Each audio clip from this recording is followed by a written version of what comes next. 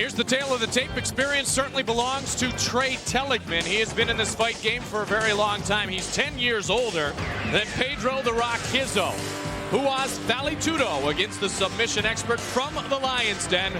We're unsure of Trey's weight. He's around 230 pounds, but he would not tell us for sure the condition in which he is in right now. We know one thing, it's excellent.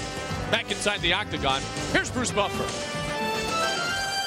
Ladies and gentlemen, our next heavyweight bout begins with the fighter standing to my left. He is a submission fighter with a mixed martial arts record of 9-1-1. He is no stranger to the octagon, as he is a veteran of UFC 12 and Ultimate Japan.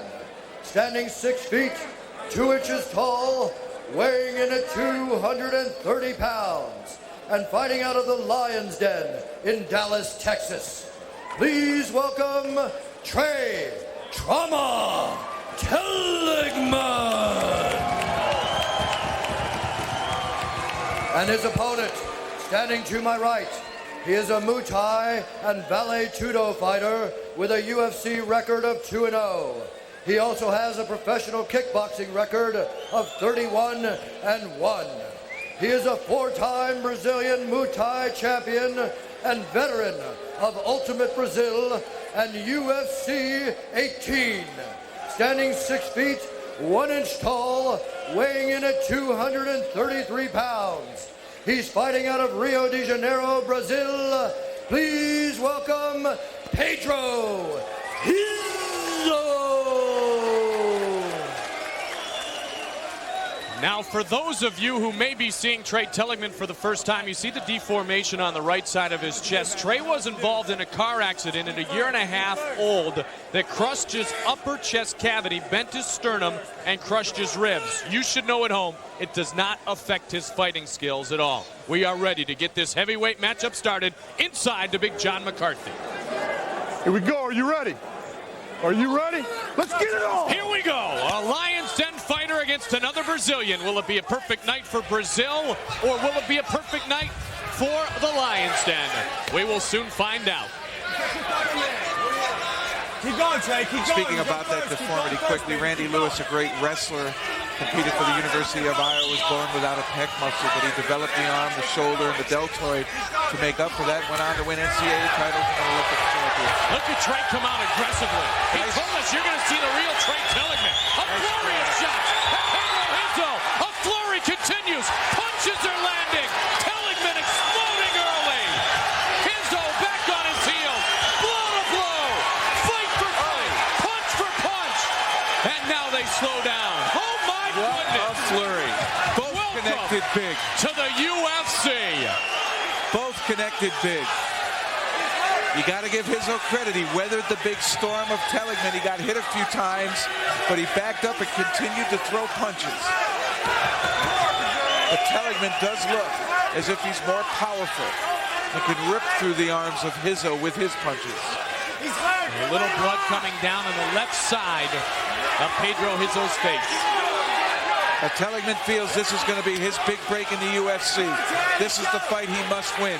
Says he's going to go all out, but what I just saw was him hang his arms as if he got arm weary, punched himself out a little bit.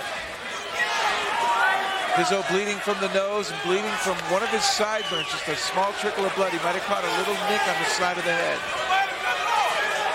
Well, it was told to us yesterday by Trey himself that he was going to leave it all inside the gates tonight. Well, that good early start. That flurry nearly took Rizzo out. He hit him with a couple big punches that seemed to stagger Rizzo. Never made his knees wobble, but backed him up continually, but Rizzo weathered it. Now remember, Pedro Rizzo knocked Tank Gavick down in the first 30 seconds of their match, and then it took about 7.5 more minutes to end it. Pedro misses with a high kick. Trey steps back with good timing. Left hand up, Trey. Come on. We're seeing all kinds of strikes. Nothing to do with grappling here at all. I was thinking the same thing. This has all been on the feet, looking to try to outpunch the other. And there was the first leg kick by Rizzo. We know he's good at this. All right, Trey, come on, baby, come on. Well, it is a Muay Thai influence in Vale Tudo, Marco Ruas style. And so the ability to strike is very good for that man, Pedro Rizzo, and his idol, his mentor, watching. Double leg for Trey, can't close it, now he's down on his back. Rizzo's got to make a choice here. If he stays over him, John McCarthy will not make him get up, but there he backed out. The crowd reacts, they're back on their feet. And they exchange touch of the gloves, signifying the respect of allowing the fight under the rules and the regulations to allow the opponent up. I like the way that this is starting to go. Very entertaining. Mikey Burnett and the Lions Den in the corner, back-to-back fights.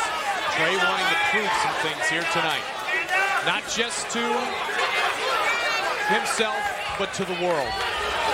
Seems as Larry's just missing for Rizzo, Jeff. Seems Rizzo's basic fundamentals, his stance, his hand position, his movement, hasn't been affected. It looks as though Trey's is affected a little bit by fatigue.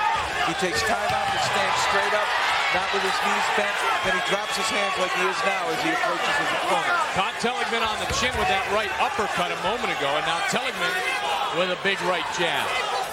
Little blood now coming out of the nose of Trey Telligman. High kick, and waved off the right arm. Good defensive move by Pedro Rizzo. Doesn't look like Trey here. You see, he's back on his heels here. He's straight up. He has no place to really go. Oh, a flurry and a combination of punches. He's going to get hit if he backs straight up like that. He's not giving himself foiled where it's easy to move and it's easy to outmaneuver your opponent. Pedro still looks light on his feet. You need to be in that breakdown position, not straight up and extended. Then you're locked out.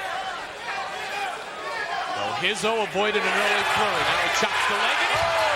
And a combination. And now they come down. And McCarthy steps in. Pedro, the Rock, Rizzo has won again. He knocks out Trey Telligman. And Rizzo is victorious. Stay there, let him look at you. He's all right. He continues, Mike, to get better. He continues to do the exact same formula that Pete Williams is doing. He's taking on top-flight competition, knocking it down, continuing to improve his body where he's getting more and more strong physically, harder. And, of course, his skill is continuing to improve and that confidence continuing to soar. 4 minutes and 30 seconds, the time of the knockout. Pedro the Rock Rizzo goes to 3-0 inside the octagon, and as always, the show of respect and class between two great fighters, the Lions Den, Trey Telligman, and Marco Ruas, his top student. Okay, now we drink beers together. Pedro the Rock Rizzo. The Lions Den took a hit there. But it seemed as though Trey Telligman in that fight, Marco Ruas here looking on, of course, Pedro Rizzo's coach. But it seemed as though Telligman put his faith in that huge flurry early. He went after him, he hit him a bunch, but he could not take Rizzo out. And it seemed as though he punched himself out a little bit. From that point on, the hands came down and he stood straighter up, no movement, and that's when Rizzo started to hit him. Here's the big flurry. He's chasing him down. He's throwing some big shots, some of them catching Pedro Rizzo flush, but Rizzo was able to survive by backing up and firing back so that Telligman really couldn't get inside and launch the big bombs early, or close in. And it was after that, and you could just see it, a good right hand that turned the chin, flash knockout. McCarthy saw that the eyes were rolling, and he just didn't want Telligman to get mounted and punched anymore. There, that right hand. Legs came right out from under him. Head all the way down to the canvas. And those leg kicks by Rizzo, again, seem to be the jab, the setup maneuver for that big right hand. Let's go to Bruce Buffer with the official announcement. Ladies and gentlemen, that was a classic stand-up fight. We have a winner by knockout at 4 minutes and 30 seconds for the winner, Pedro